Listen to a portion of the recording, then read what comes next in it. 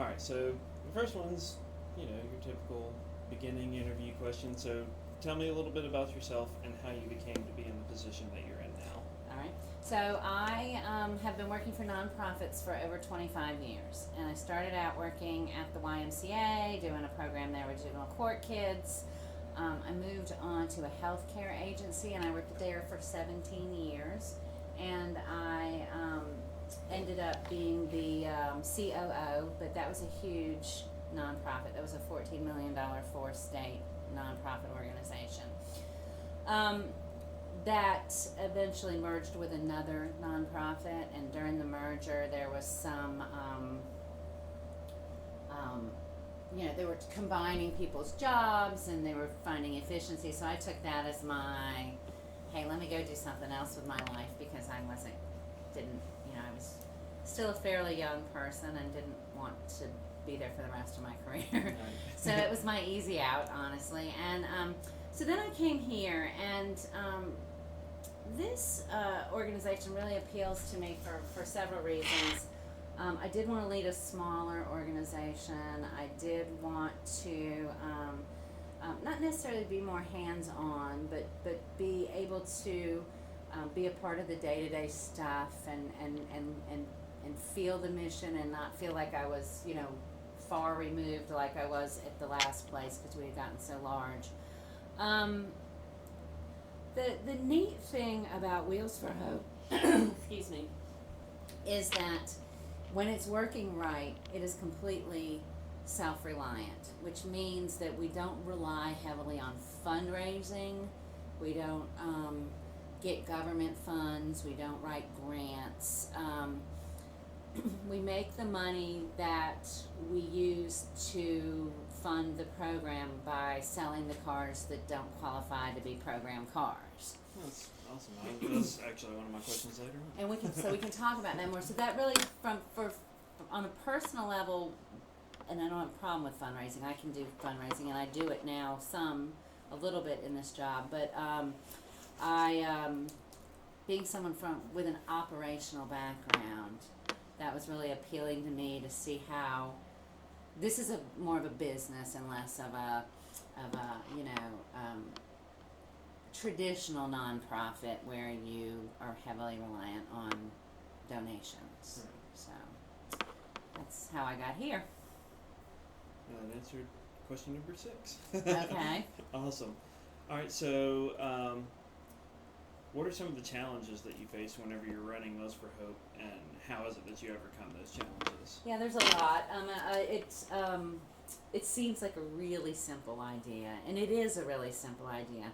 We take donated cars, and we fix them up, and we sell them to folks who are referred to us from another organization. So we're not doing any case management. We're not picking who gets the cars, which is really great. Yeah. We don't have to, that absolves us of any guilt of you don't get a car, because we're not the ones picking who gets a car. They get referred to us from a partner agency, and the partner agency sort of sets their own criteria for whom they think qualifies for a car within some really broad parameters that we've set for them. Who's the partner agency? So we have a lot. We have about, this is just for Wake and Durham County, but I'm going to give you this brochure. Sure.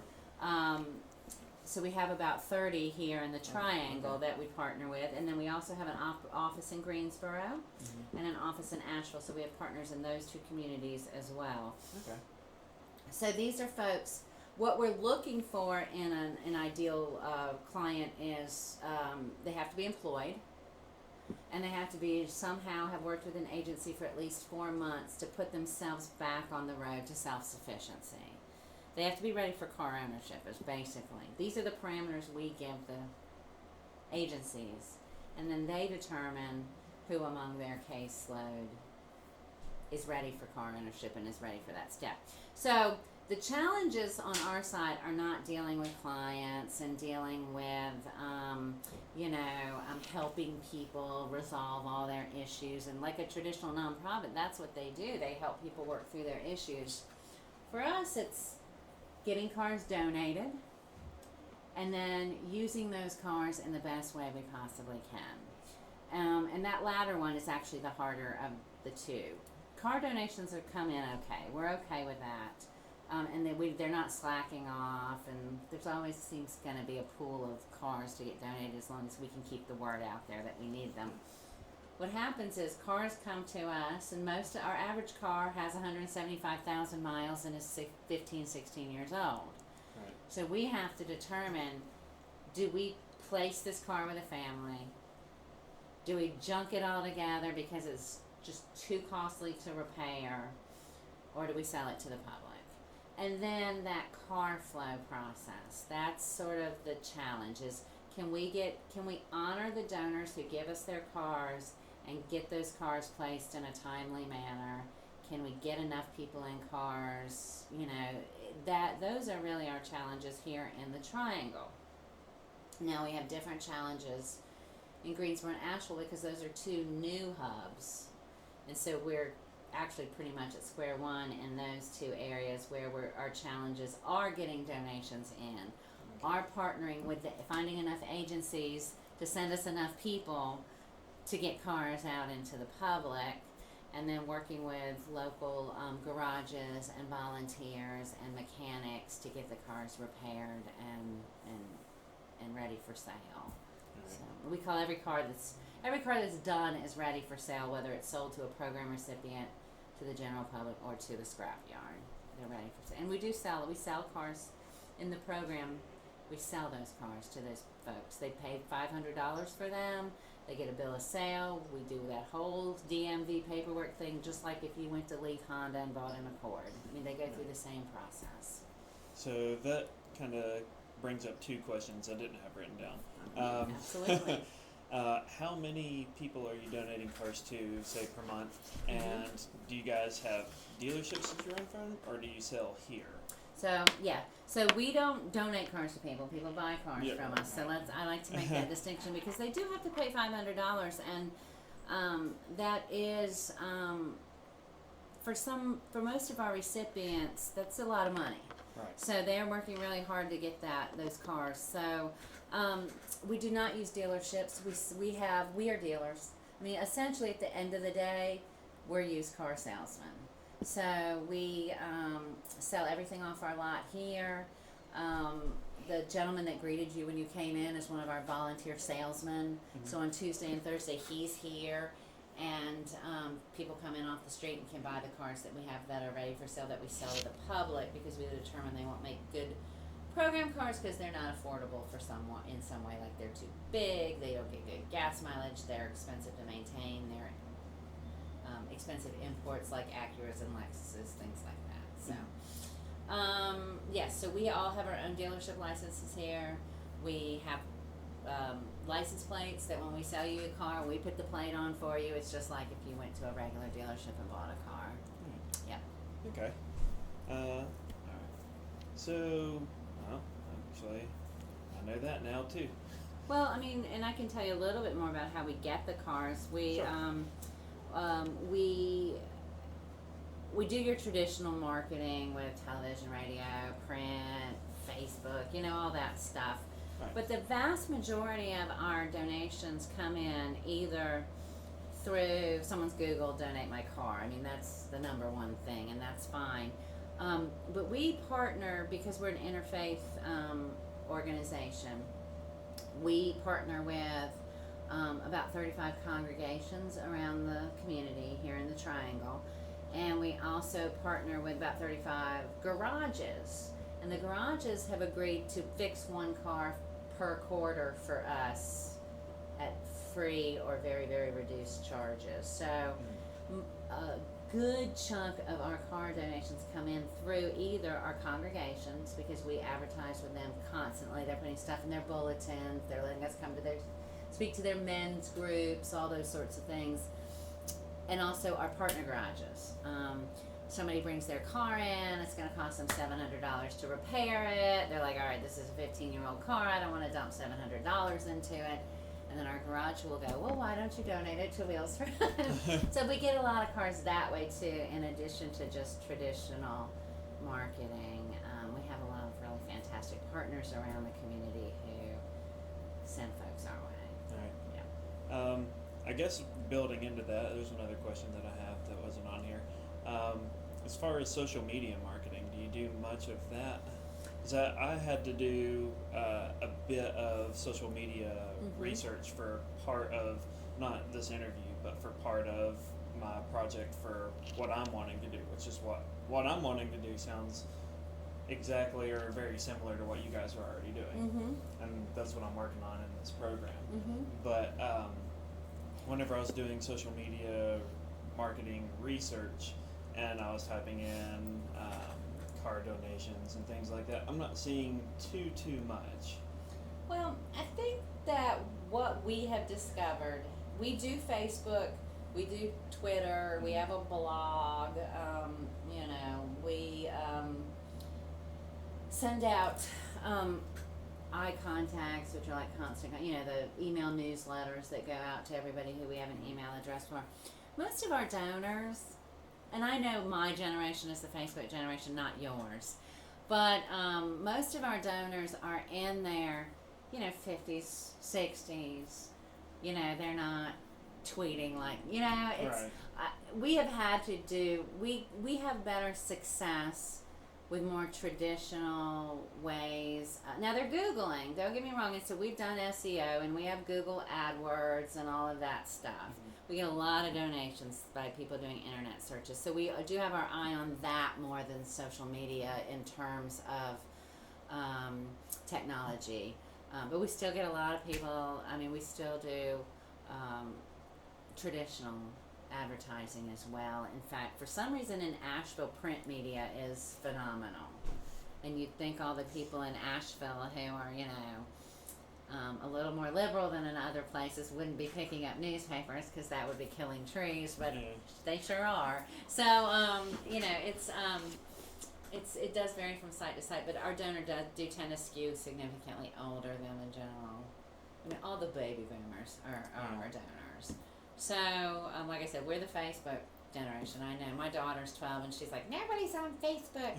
but that's how I keep in touch with the people that I knew in school and that sort of thing. But we have paid to do Facebook advertising and it hasn't really paid off. Right. I think you're preaching to the choir a lot with social media. You've got the people who are liking you on Facebook are people who already like you. You don't have to convince them to like you. Not a lot. We have a presence in all the major kind of social media things, and we keep it updated and active, and we do a post a day and all that, but that's not where the bulk of our donations come from. Okay. We get a lot of people who see us on social media and call us and say they want a car. But we're not trying to recruit clients, We have clients being sent to us from agencies. So that's not where we focus our media and our marketing. Okay. Okay, so I think you touched on it briefly earlier, but what specifically are the criteria for the people who come in and pay $500 for the car? Yeah, so the number one is they have to be referred from a partner agency. We take no self-referrals. Number two is they have to pay $500 plus tax and tags and all that, so that comes out to $608 right now for the cars.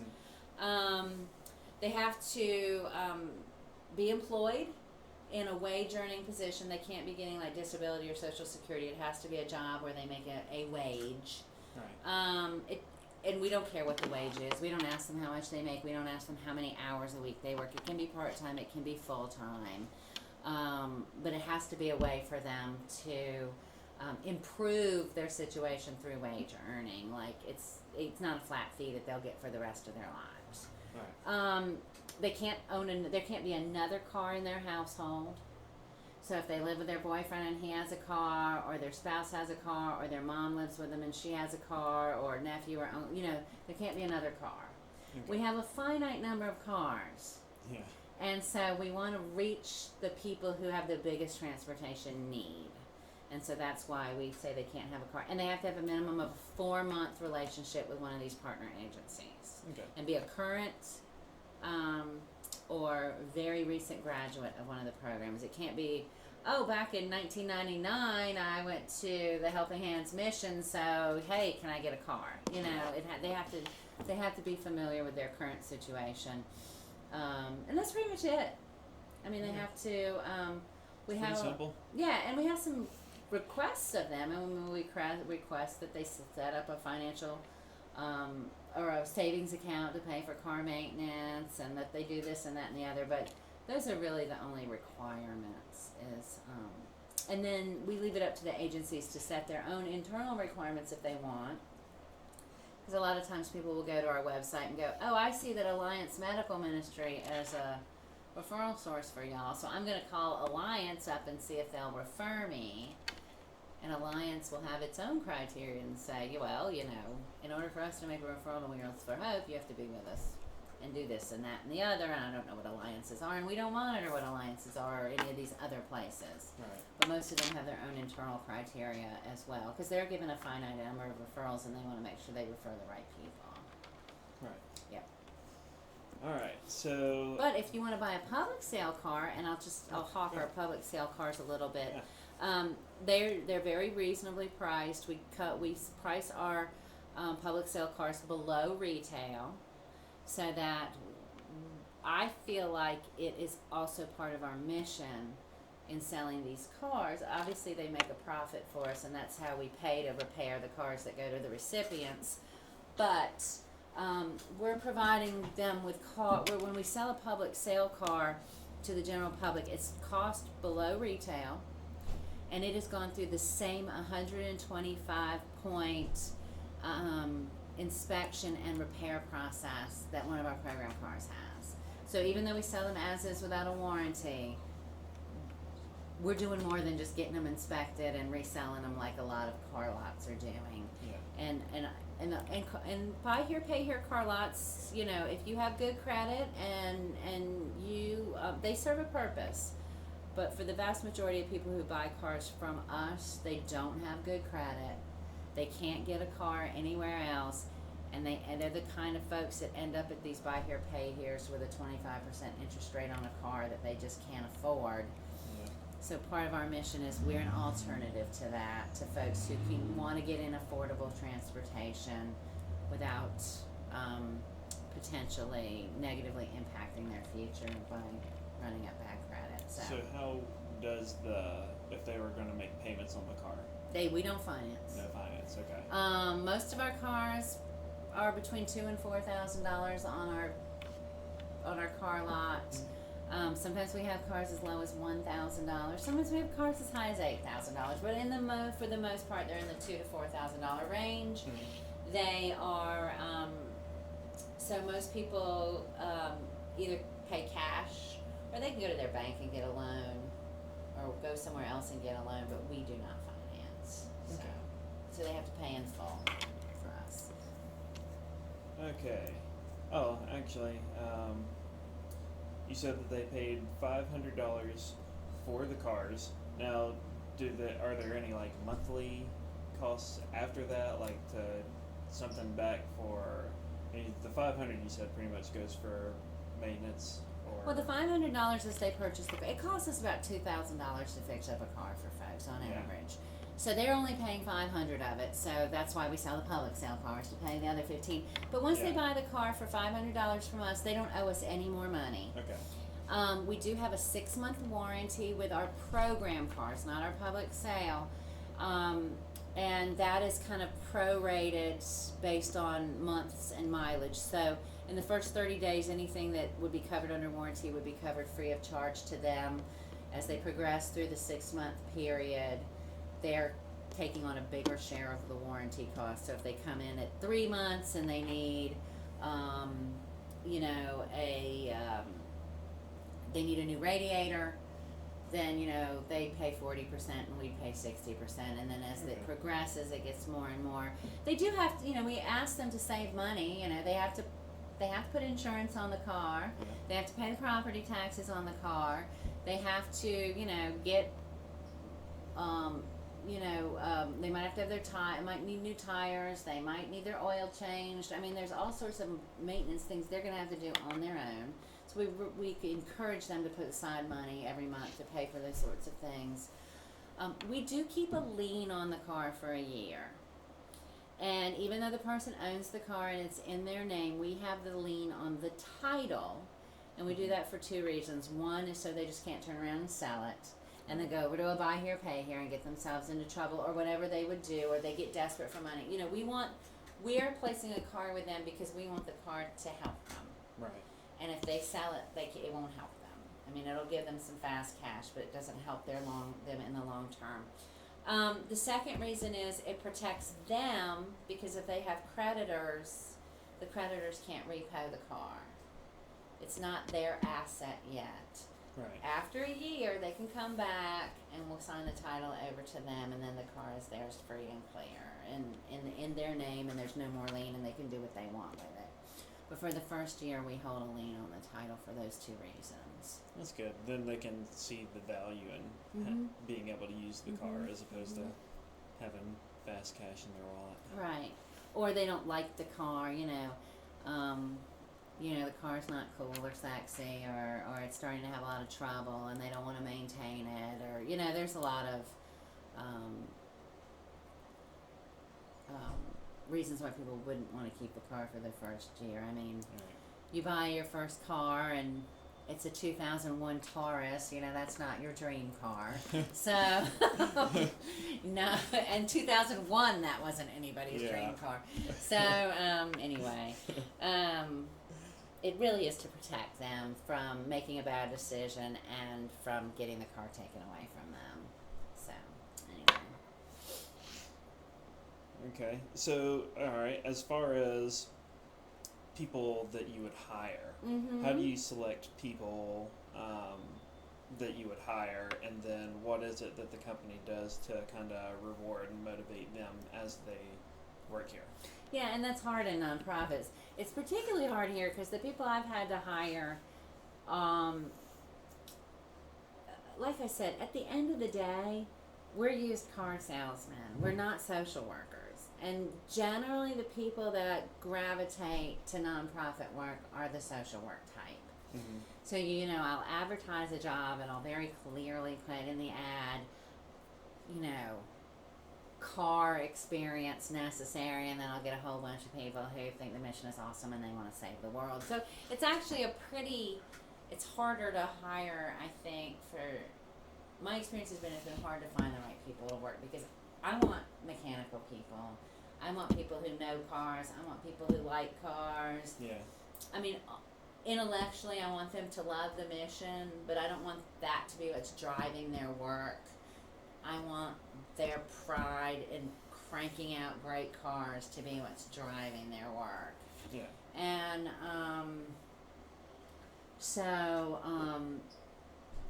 I really do look for people who, if I'm hiring a mechanic, they have to be a mechanic. It's that crystal clear. But there are people who are involved in other parts of like the car flow and the donations and that sort of stuff who, without a really good sound understanding of cars, there is a big learning curve for them.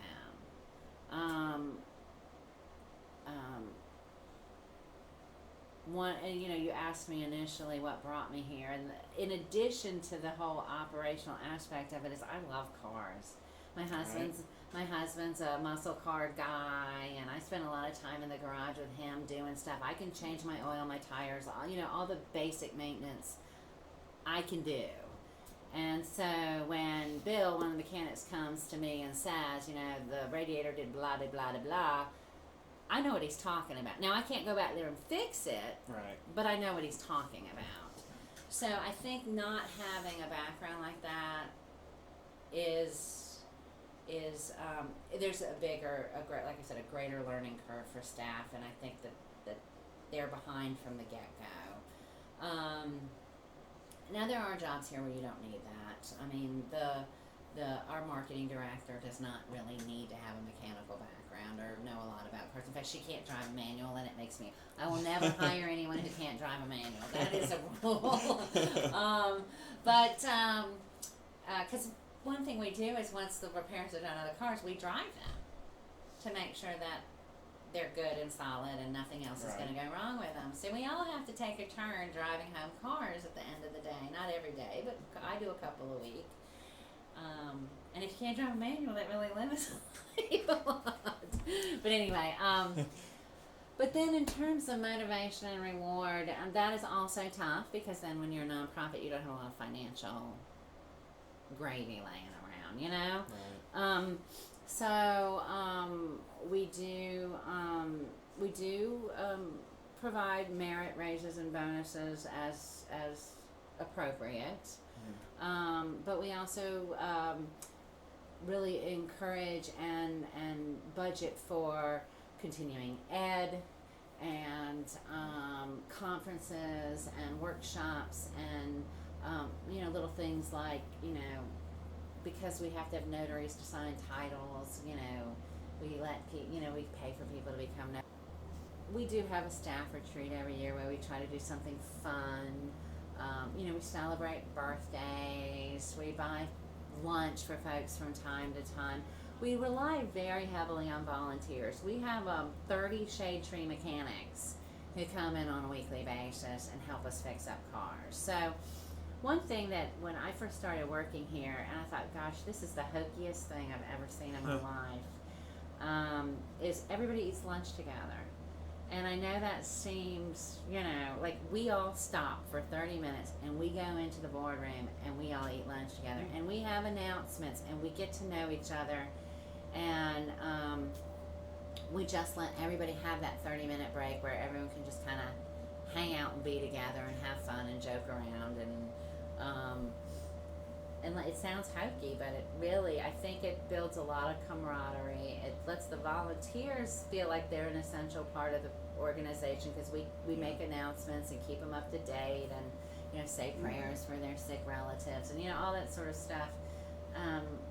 But I think that it makes it very collegial now, there are definitely cons to having a family environment in work too, and I'm sure you'll learn all about that in business classes, but for the most part, I think it's what keeps more than pay and rewards. I think that the collegial feel here is what keeps people coming back.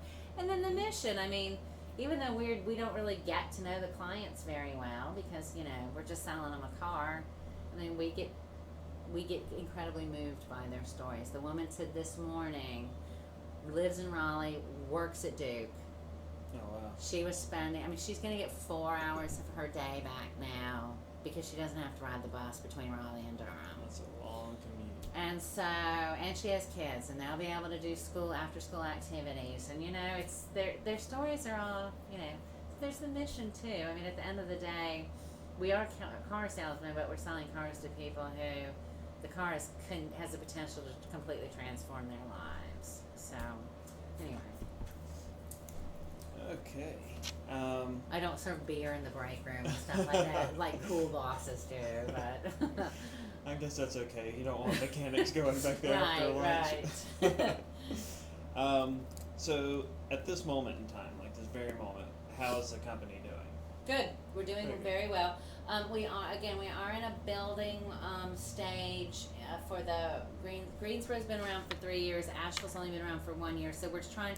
Neither one of them is self-reliant yet. We're trying to ramp them up to self-reliance.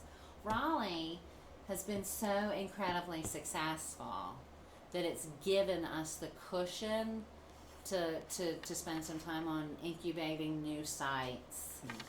There'll be a time when that, we do have an expectation that they will also become self-reliant, or we'll have to, fish or cut bait. But, so right now, last year we got, just for Raleigh alone, we had 700 cars donated.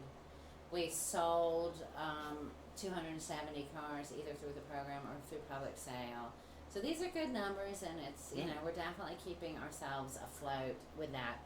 It's never our goal to get rich, and I know that's not what entrepreneurs want to hear, but we do, we are able to pay for what we're doing, and to me that's a huge measure of success. And we have, we have about 90 days worth of reserves, so if we hit a hard day, if hard times came, we'd be able to survive a little bit. So, which I think are good metrics for nonprofits. So, yeah, I think we're doing okay. All right, and so what does a typical workday look like? Yeah, it's pretty standard. I mean, we don't. It's not like, oh, you never know. It's pretty standard. We come to work, we fix cars, we take in donations, we sell cars. It's the end of the day. And it really is. This office is busy. I'm not. I don't get really. You want them on my typical day or Wheels for Hope's typical day? I guess is the question I have for you. What about your typical So my typical day is different than the organizations, because I spend a lot of time meeting with potential new partners, writing funding proposals, negotiating contracts with vendors. We work with a lot of automotive vendors, whether they be repair shops, whether they be CarQuest or some other automotive supplier, tire companies. But then we also work with a lot of churches, and we get in their budgets and their mission budgets, so I do a lot of that. I'm spending a lot more time on Greensboro and Asheville, helping incubate them and get them off the ground. Raleigh is my home base, because I live here, but they don't need me here as much as the other two do. I mean, they've got a good routine here, and they've got it. They know what they need to do. Yeah. I do know, Zane, just because I'm curious. Again, back to my liking cars. I do wander through the garage about once a day, just so I can see what's happening with the cars, and but that's a personal preference of mine. We're in the middle of the strategic planning process, so I'm working with the board and the company we've hired to do that. We're doing a lot around that. So I don't know. My day is less typical than other people's. Mine just is building new partnerships and fundraising and trying to incubate the other two hubs. Right, that's very important. Yeah. There's good days and bad days about that. Don't get. It's challenging. Starting new offices and starting new operations is challenging. The Triangle got to where it is after 16 years. I mean, it doesn't happen overnight. So, I'm not sure how relevant this question is, but I'd ask it anyway because I'm kind of interested. Current events. How are you keeping up with current events? And I'm trying to think of what current events that there could be, maybe more so on the administrative side than the car side, because we're not dealing with new cars here. Right? We're not dealing with new cars, but there are a lot of things around the car industry and around sales that change from time to time. For example, recently, the state of North Carolina decided all liens needed to be electronic instead of paper. So we had to institutionalize a system to do that. July 1st, scooters have to be licensed to like motorcycles.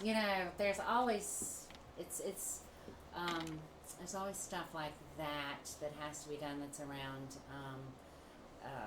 There's new HR laws coming out around overtime in reclassifying exempt and non-exempt employees that have to be put into place December 1st. This could actually impact us hugely, because they've set a salary that makes people non-exempt that is going to impact the nonprofit world significantly, because nonprofit employees tend to be paid less than for-profit. So, I mean, I have half a dozen employees that are going from exempt to non-exempt. They don't know it yet, but they are, and unless they keep up with the news.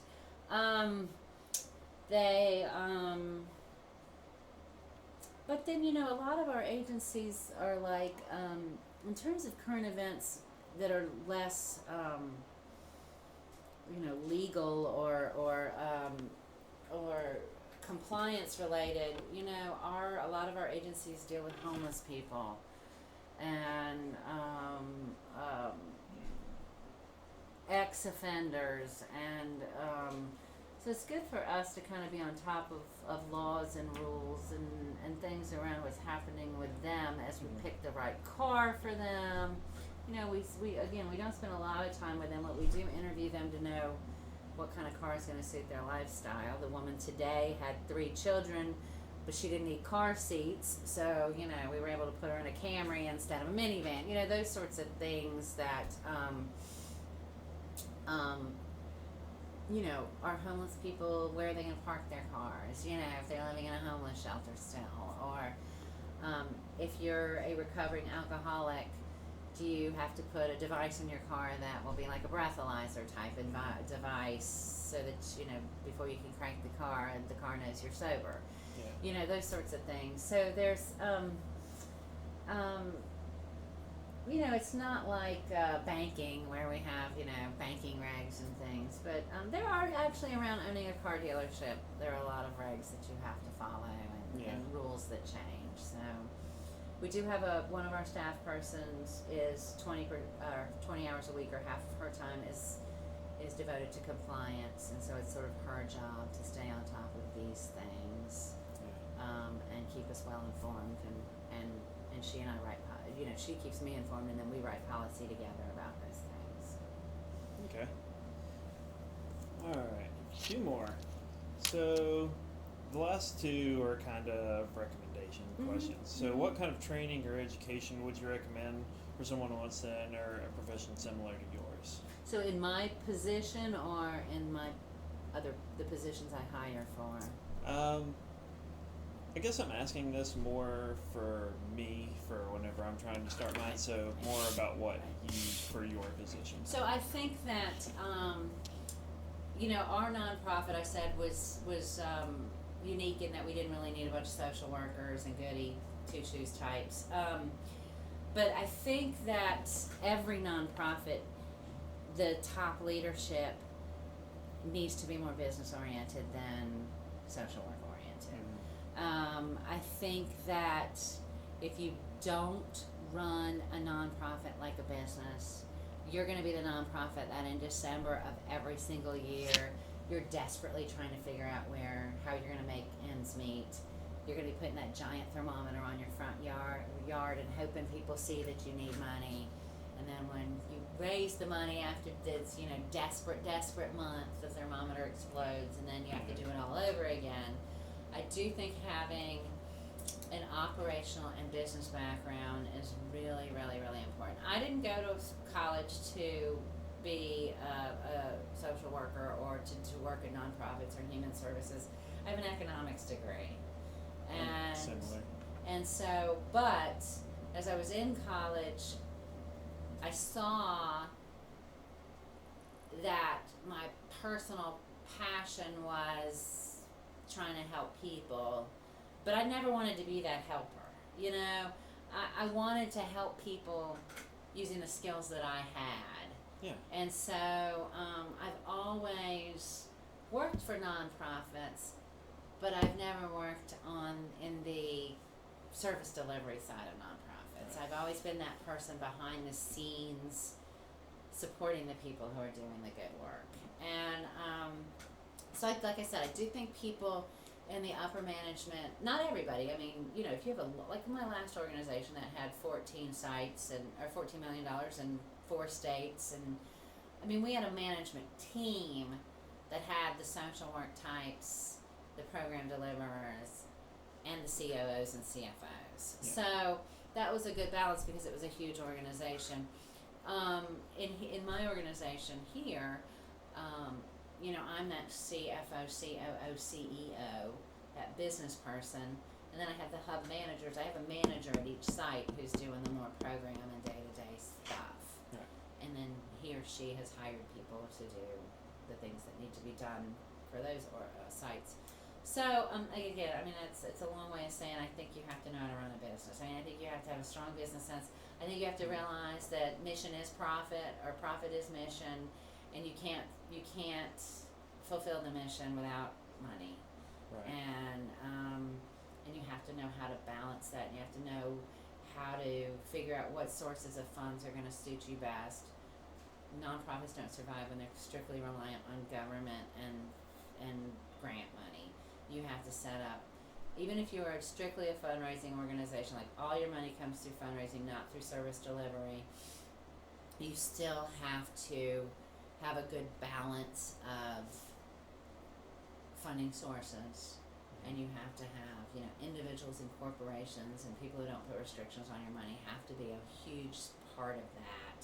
You can't just do grants and government and hope for the best. So, I mean, you have to, I think you have to have a business background to, somebody in the leadership of the organization has to have a strong business head, be operational, that sort of thing.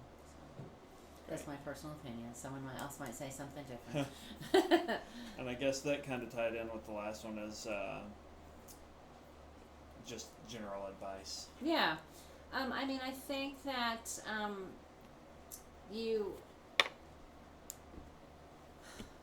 the things that I've seen fail in past nonprofits and this one are when people were really passionate about something and they had a lot of enthusiasm about something, but didn't do what they needed to do to adequately research and think through whether it's the right thing or not. We had an office in my last organization that was in Lynchburg, Virginia. We also had offices in Roanoke and Charlottesville, and Lynchburg's in an hour drive either way. Lynchburg, Virginia, it's a very conservative town. The work we were doing was not work that conservatives liked. And but someone gave us a bunch of money to build an office in Lynchburg so we could go at all the conservatives in Lynchburg and go, we built something here that you're going to hate. Well, at the end of the day, there was no need for that office there. There wasn't a population to support that office, and we had no clientele. Yeah. But we built it because someone gave us the money. A couple of years later, we had to close it because it couldn't sustain itself. We had that initial startup money, and there was no way to pay for it. And we were still fulfilling the mission because the few people in Lynchburg that needed our services could go to Charlottesville or Roanoke. So, enthusiasm, desire, and initial startup funds aren't enough.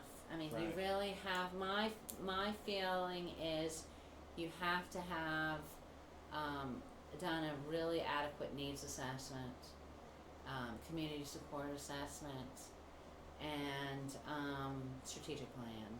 I mean, that really, and then that has to be well researched and documented and supported. You can't just, a lot of people want to help people, and that's a good thing, but you can't do it on good juju. I mean, it has to be there, Right. or not. One thing that's happening in Wake County right now is there's about 20 organizations helping homeless people, which is great. Homeless people, it's a huge issue in Wake County. But they're starting to merge together because there's too many people doing the work that, could be done by one or two people. Just thinking that exact same thing in my head whenever you said 20. I was like, seems like a lot. They could probably do better with a handful of them. And they realize it, but they all started their organizations with enthusiasm and love and all of that, and then they got a few years in and realized, wait a minute, we're all duplicating each other's services. Right. And when I was looking for a position, one of the agencies I interviewed with was one of those organizations. And I'm sitting there thinking, I could merge myself right out of a job here. Yeah. I mean, it's, and I think it's great. They're coming together, they're combining resources, they're going to be stronger on the other side. But, that enthusiasm and the seeing the need isn't quite enough. Right. So, anyway, I hope I've answered your question. Yeah. Okay. You have. Okay. I don't have a problem talking about this, obviously. But I'm going to give you this, and I know it's all duplication of what's on the website, so I'm sure Right. you've got that, and I'm going to give you that. So if you have other questions, please call me.